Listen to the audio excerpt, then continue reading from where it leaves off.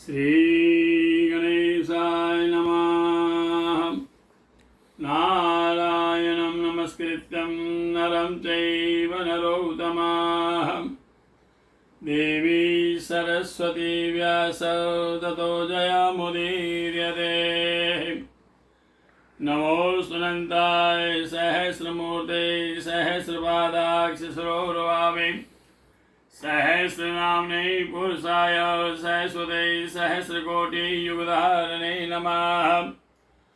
नमः कमलनाभाय नमस्ते जलसायने नमस्ते केशवाय अनंत वासुदेव नमोस्तुते।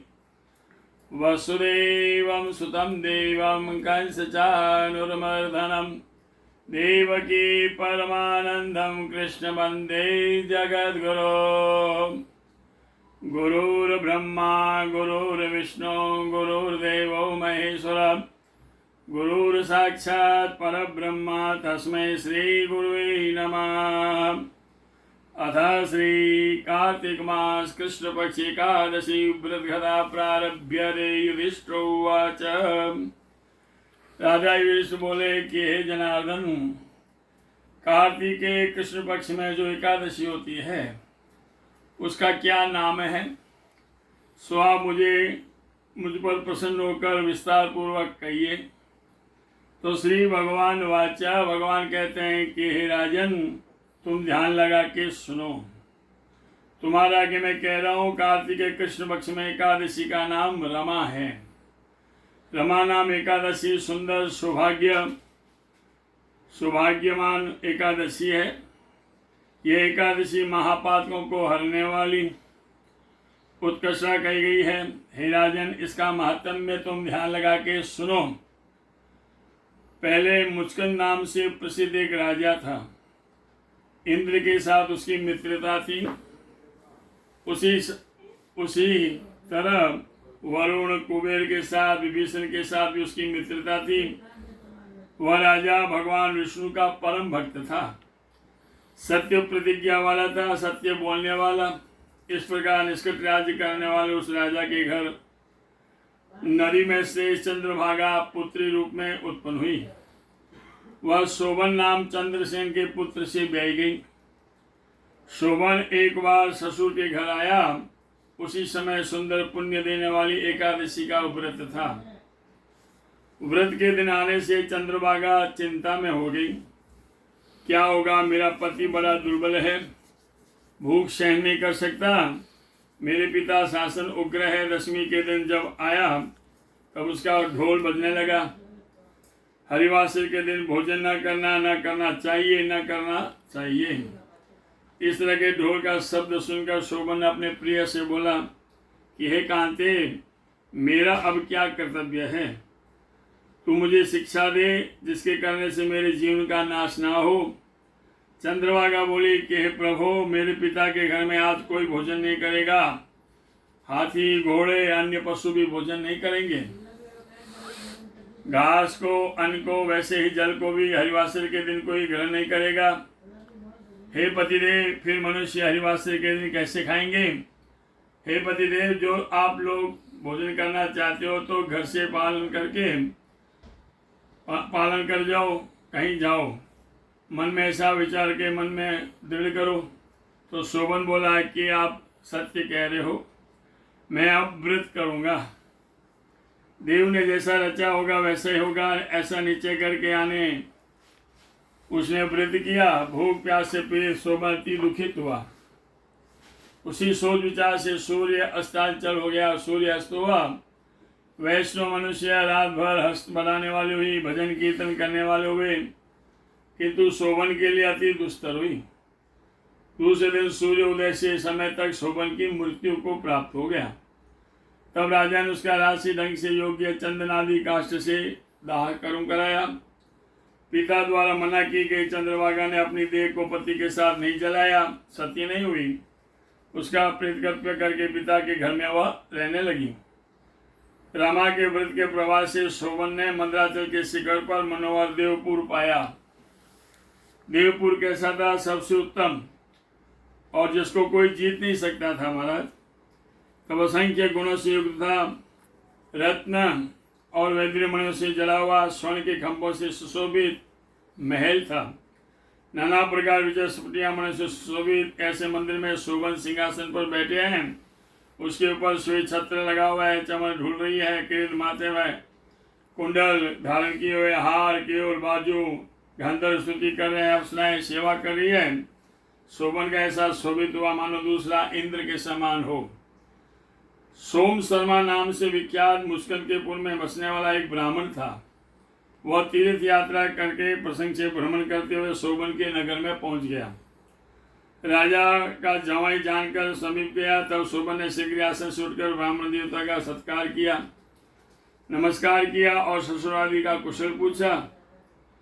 अपनी स्त्री चंद्रभागा तथा नगर का कुशल पूछा। सोम शर्मा बोला कि हे राजन, तुम्हारे ससुर के घर में सब कुशल है, चंद्रभागा भी कुशल है, पूर्व में सब कुशल है। हे राजन, अपना वृतांत कहो। मुझको बड़ा आश्चर्य, ऐसा विचित्र सुंदर नगर मैंने कभी नहीं देखा। हे राजन, यह कहिए कि आपने कैसे पाया। सोमन बोला, कार्तिक के कृष्ण पक्ष में रमा नाम जो एकादशी होती है उसका व्रत करके मैंने अध्रुवपुर पाया है। जिसे अध्रुव हो जाए उपाय करो। विजयेंद्र बोले, ब्राह्मण बोला, कैसे होगा, कैसे ध्रुव होगा, सो आप मुझे बताइए, वो उपाय मैं अवश्य करूँगा, अन्यथा नहीं होगा। शोभन ने कहा कि हे द्विजोतम, मैंने उस व्रत को श्रद्धापूर्वक नहीं किया, इसलिए मैं इसको अध्रुव मानता हूँ। जिससे ध्रुव होगा वो सुनो। सुंदर शोभायमान चंद्रभागा नामक मुस्कंद की पुत्री से उस वृतांत को कहो तो ध्रुव हो जाएगा। यह सुनकर वह ब्राह्मण चंद्रभागा के पास आया।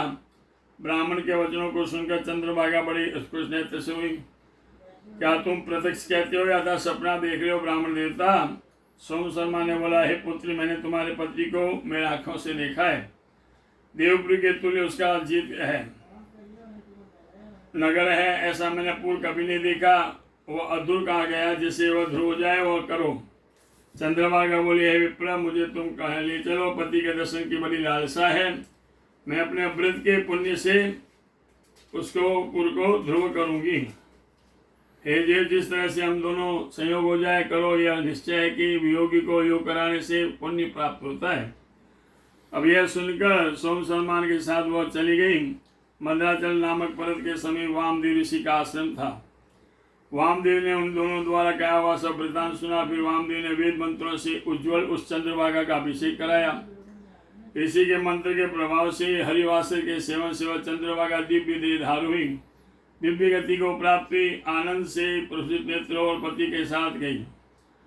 पति के समीप गई। शोभन ने कांता को आई देखकर बहुत हर्षित हुआ और चंद्रभागा को बुलाकर अपनी बाईं ओर बैठाया।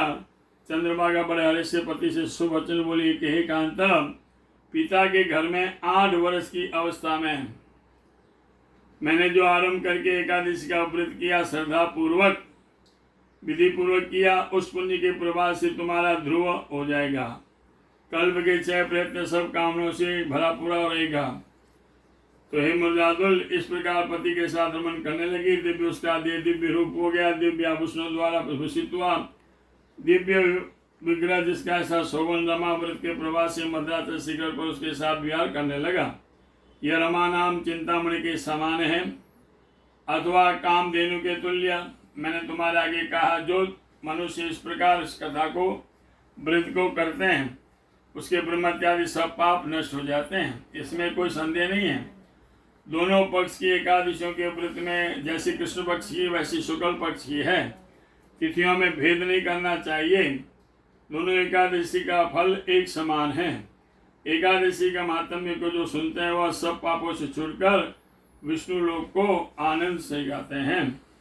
जय जय श्री ब्रह्मेद पुराणे कार्तिक कृष्ण पक्ष रमा नाम एकादशी महात्म्य। श्री कृष्णार्पणमस्तु। बोल कृष्ण कन्हैया लाल की जय। सुधर्मो राघवंशो धर्मो दस्करंजरः एवं वदन्ति लोकानां यतो धर्मस्ततो जयम्।